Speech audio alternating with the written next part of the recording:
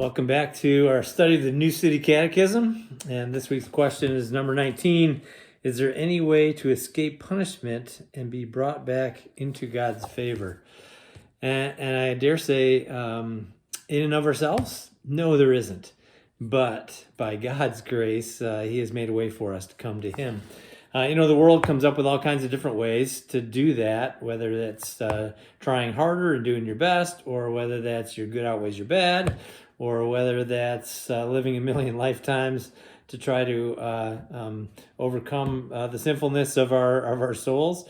God in His great word gives us a great hope that He, because we weren't able to come to Him, He came to us in the form of His Son, Jesus Christ, God in the flesh, and He came and ultimately died in our place. He took the punishment that your sin and my sin deserved, so that through faith in Him, we could have our sin forgiven. And so, yes, there is a way that we can come to God, but it's not in and of ourselves. It's because He has come to us and opened the door for us then.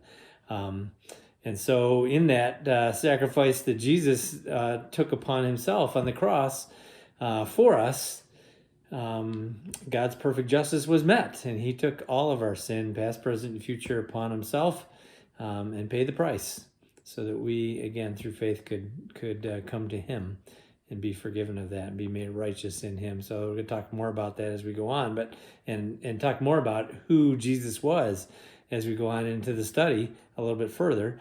And so our role in that, well, we kind of have two roles. One is to trust in Him, to believe that Jesus came and died in our place.